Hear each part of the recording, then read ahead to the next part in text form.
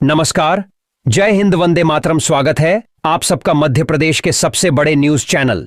तो चलिए दोस्तों, नजर डालते हैं मध्य प्रदेश के मुख्य समाचार टुडे ब्रेकिंग के साथ साथ एमपी राज्य की आज की बड़ी खबरों पर। आज मध्य प्रदेश के किसानों, गरीबों, मजदूरों, बेरोजगारों और माता बहनों के लिए बहुत बड़ी खुशखबरी सामने आ रही है। मध्य प्रदेश के अंदर शिवराज सिंह चौहान के कृषि मंत्री बनते ही किसानों के लिए 5 नई योजनाएं लागू करने का ऐलान किया गया है। अब मध्य प्रदेश के लघु एवं सीमांत किसानों को हर महीने 3-3 हजार रुपए की राशि एक योजना के तहत दी जाएगी। तो यह योजना कौन सी है, इसकी जानकारी वीडियो में बताएंगे। साथ ही अगर किसानों की फसलें बर्बाद होती है तो उनको मुआवजा भी दिया जाएगा। तो यह सारी योजनाएं कौन कौन सी है, इसकी जानकारी एक एक करके वीडियो के अंदर बताएंगे। साथ ही सीएम डॉक्टर मोहन यादव ने मध्य प्रदेश की लाडली बहना योजना के तहत मिलने वाली किस्त को बढ़ाने का ऐलान किया है। इसके बाद अब लाडली बहनों को एक बड़ी किस्त इसी महीने मिल सकती है। तो अब की बार लाडली बहनों को किस्त कितनी और कब मिलेगी, इसकी जानकारी वीडियो में बताएंगे। साथ ही मध्य प्रदेश के अंदर आज क्या क्या नई घोषणाएं की गई हैं और कौन कौन से नए नियम लागू किए गए हैं, इसकी जानकारी आपको वीडियो के अंदर विस्तार पूर्वक बताएंगे। साथ ही पेट्रोल, डीजल, सोना चांदी, इनके ताजा भाव क्या है, इसकी जानकारी भी आपको बताएंगे। साथ ही आज के मौसम समाचार पर भी चर्चा करेंगे। साथ ही मध्य प्रदेश की आज की तमाम बड़ी घोषणाओं और बड़ी खबरों के बारे में विस्तार पूर्वक जानेंगे। अगर आप मध्य प्रदेश के रहने वाले हैं तो आप हमारे इस चैनल को सब्सक्राइब जरूर करिएगा, ताकि आपको मध्य प्रदेश की तमाम बड़ी खबरें सबसे पहले देखने को मिले। तो चलिए शुरुआत करते हैं आज की पहली और बड़ी खबर के साथ। प्रदेश के मुखिया डॉ मोहन यादव 13 जून गुरुवार को सागर दौरे पर आ रहे हैं।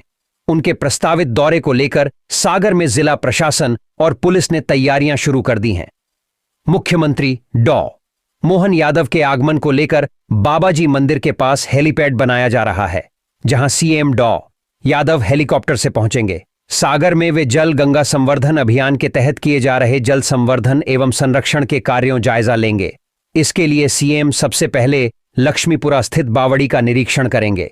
निरीक्षण के बाद वे गुलाब बाबा मंदिर के पास स्थित दुबे तालाब पहुंचेंगे, जहां दुबे तालाब में श्रमदान भी करेंगे। इस दौरान सीएम नवनिर्मित वृद्धाश्रम का लोकार्पण करेंगे। सीएम के आगमन को लेकर सागर में तैयारियां की जा रही है। सीएम के निरीक्षण मार्ग को दुरुस्त कराया जा रहा है।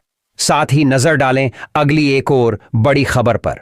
मुख्यमंत्री डॉ मोहन यादव ने मंगलवार को सीएम आवास स्थित समत्व भवन में वीडियो कॉन्फ्रेंसिंग के माध्यम से सरकार के 6 महीने के कामों की समीक्षा की। बैठक में बताया कि मंडला में जिले की आबादी के बराबर 11.5 लाख पौधे रोपने की पहल हुई है। सीएम ने कहा कि दानवीरों की जानकारी भी सामने आना चाहिए। सागर जिले के मकरोनिया क्षेत्र में महाविद्यालय के लिए 2.5 करोड़ रुपए का गुप्त दान देने वाले सज्जन को भी सम्मानित किया जाए, ताकि दूसरे लोग भी प्रेरित हों।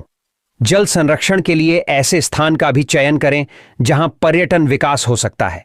साथ ही नजर डालें अगली एक और बड़ी खबर पर।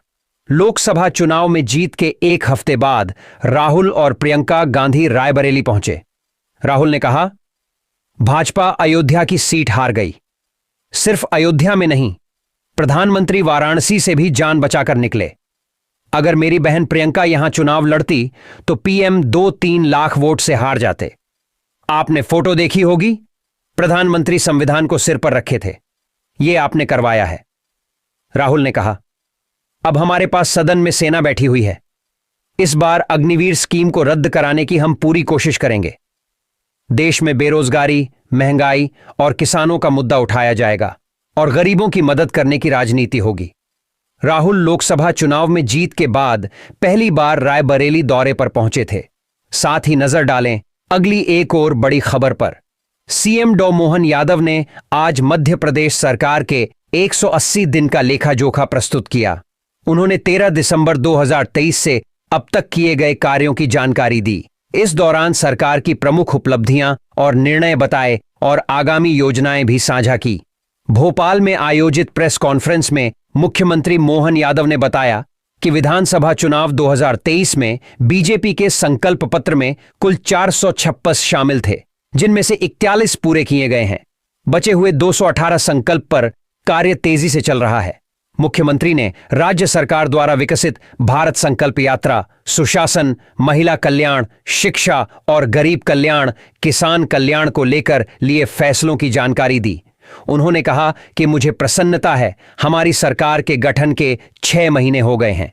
हमने 6 महीने में 3 महीने लोकसभा चुनाव की आचार संहिता थी। लोकसभा का चुनाव कराना चुनौती थी और वो विपक्ष सहित सभी संस्थाओं के आभारी हैं। सभी पक्षों ने अपनी जिम्मेदारी अच्छे से निभाई और चुनाव शांतिपूर्ण संपन्न हुआ। साथ ही नजर डालें अगली एक और बड़ी खबर पर। मध्य प्रदेश में प्री मानसून एक्टिविटी जारी है। वेस्टर्न डिस्टर्बेंस, पश्चिमी विक्षोभ, साइक्लोनिक सर्कुलेशन की वजह से आंधी बारिश का दौर है। मंगलवार को धार में तेज बारिश हुई, जबकि 10 से ज्यादा जिलों में आंधी चली। आज भी आंधी बारिश होने का अनुमान है। छिंदवाड़ा, पांढुर्णा, सिवनी, मंडला और बालाघाट में ऑरेंज अलर्ट है। दूसरी ओर टीकमगढ़, निवाधी, सिंगरौली में गर्म हवा भी चलेगी। साथ ही नजर डालें अगली एक और बड़ी खबर पर। कांग्रेस ने पीएम आवास योजना को लेकर सरकार को घेरा है। दरअसल एक दिन पहले पीएम मोदी ने अपने तीसरे कार्यकाल की पहली कैबिनेट बैठक में फैसला लिया कि पीएम आवास योजना में 3 करोड़ नए घर बनाए जाएंगे। इसे लेकर कांग्रेस राष्ट्रीय अध्यक्ष मल्लिकार्जुन खड़गे ने कहा है कि सरकार ने पिछली गारंटी पूरी नहीं की और अब जनता को नया झुनझुना पकड़ा दिया है। मल्लिकार्जुन खड़गे ने एक्स पर लिखा है कि लोकसभा चुनाव में देश ने ऐसा जवाब दिया कि मोदी सरकार को दूसरों के घरों से कुर्सियां उधार लेकर अपना सत्ता का घर संभालना पड़ रहा है। 17 जुलाई 2020 को प्रधानमंत्री जी ने देश को मोदी की गारंटी दी थी कि 2022 तक हर भारतीय के सिर पर छत होगी। ये गारंटी तो खोखली निकली। अब 3 करोड़ पीएम आवास देने का ढिंढोरा ऐसे पीट रहे हैं जैसे पिछली गारंटी पूरी कर ली हो। साथ ही नजर डालें अगली एक और बड़ी खबर पर।